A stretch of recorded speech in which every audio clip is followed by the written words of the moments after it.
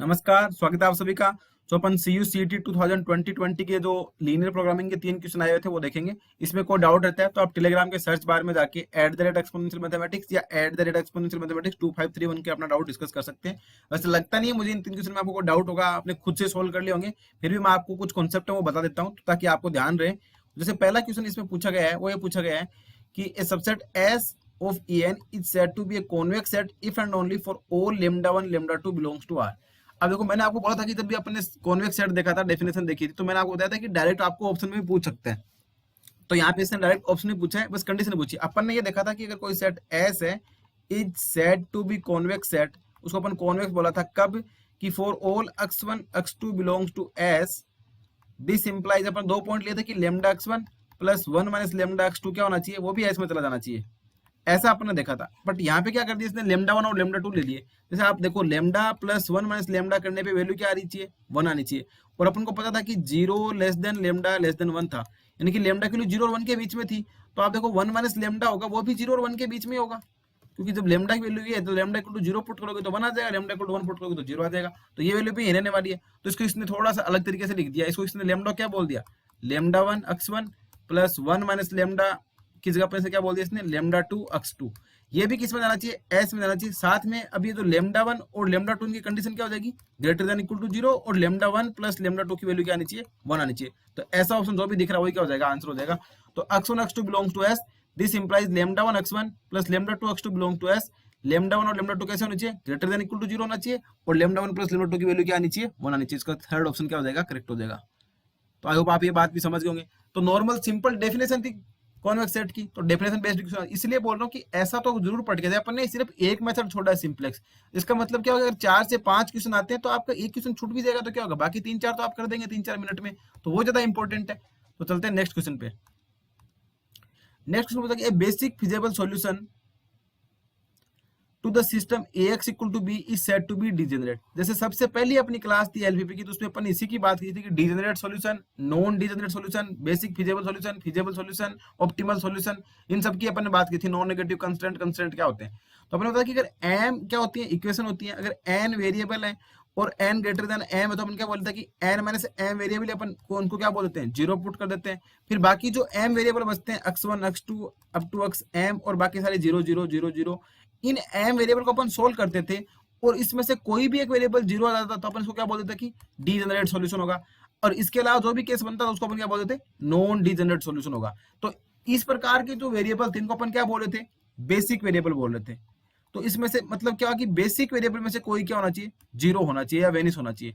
m equation थी, n variable थी, n greater than equal to m था, तो अपन n माइनस m वेरिएबल को 0 पुट करके जो बेसिक वेरिएबल वाला सेट था x1 x2 अप टू, इनमें से कोई भी अगर एक 0 हो जाता है तो वो क्या कहलाता है, अपना डीजेनरेट सॉल्यूशन कहलाता है। अदरवाइज वो क्या होता है, नॉन डीजेनरेट सॉल्यूशन होता है। इसका मतलब at least one of the basic variable vanishes, this means the solution is called degenerate solution. तो सी ऑप्शन इसका भी करेक्ट हो जाएगा। तो ये बात भी आप समझ गए होंगे। अब चलते हैं नेक्स्ट क्वेश्चन पे। ये क्वेश्चन अपन ने नहीं करा था, पर इसको मैं आपको रिजल्ट बता देता हूँ। As a result, as a point इसको आप नोट डाउन कर सकते हैं। थोड़ा एक्सप्लेनेशन मैं आपको देता हूँ ताकि आपको नेक्स्ट क्वेश्चन में और कहीं पे ऐसा क्वेश्चन देगा तो दिक्कत नहीं आए। कि if the optimality criteria is satisfied in the simplex algorithm, yet one or more artificial variable appear at positive level in the simplex table, then the problem is said to have। अब देखो क्या होता है कि अपन जब इसकी simplex table बनाते हैं तो उसमें एक कॉलम अपन बी का लिखते हैं और एक कॉलम यहाँ पे सी का लिखते हैं, और यहाँ पे जो अपना ऑब्जेक्टिव फंक्शन होता है उसकी जो भी वेरिएबल होते हैं, जैसे c1 x1 plus c2 x2, तो इनके जो कोफिशिएंट होते हैं ना, c1 c2 सब, ये सब यहाँ पे आते हैं। ठीक है। और फिर नीचे अपने कॉलम एक जो रो बनाते हैं जेड जे माइनस सी जे। तो जेड जे माइनस सी जे क्या होना चाहिए, ग्रेटर देन इक्वल टू 0 होना चाहिए। ये अपनी क्या होती है, ऑप्टिमलिटी क्राइटेरिया होता है। अब दूसरी बात क्या होती है कि जब आपने जो कंस्ट्रेंट दे रखे होते हैं वो अपने जो ऑब्जेक्टिव फंक्शन के अनुकूल नहीं होते, तो अपन क्या करते हैं उसमें कुछ स्लेक वेरिएबल या कुछ आर्टिफिशियल वेरिएबल ऐड करते हैं, और उनकी जो कॉस्ट होती है वो अपन यहाँ पे लिख देते हैं, बहुत बड़ी लिखते हैं, माइनस एम टाइप कैसे लिखते हैं। और जो वेरिएबल होते हैं वो अगर यहाँ पे बेसिस में डिनोट करते हैं। तो अपना जो सिंप्लेक्स मेथड को सोल्व करने का तरीका ये होता है कि जेड जे माइनस सी जे तो ग्रेटर देन इक्वल टू 0 आना चाहिए, और ये जो बेसिस वाली जो कॉलम है इसमें से कोई भी आर्टिफिशियल वेरिएबल रहना नहीं चाहिए। इसमें सारे आर्टिफिशियल वेरिएबल क्या होना चाहिए, डिसअपीयर हो जाना चाहिए।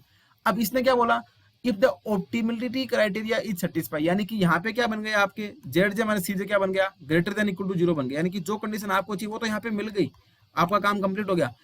येट वन और more artificial variable appear at positive, और फिर भी क्या हो रहा है कि यहाँ पे कोई ना कोई, जैसे मान लो x3 आर्टिफिशियल वेरिएबल था वो यहाँ पे बचा हुआ है, तो इस केस में क्या होगा, अब आप ऑप्टिमलिटी क्राइटेरिया पे पूछ गए हो और फिर भी आपको कोई वेरिएबल नहीं मिल रहा, या मैं बोल सकता हूँ कि आपकी ऑप्टिमल क्राइटेरिया तो अचीव हो गया पर आपको सॉल्यूशन नहीं मिल रहा, इसका मतलब क्या हुआ, नो फिजिबल सॉल्यूशन। तो इस केस में आपको कोई भी सुसंगत हल नहीं मिलेगा।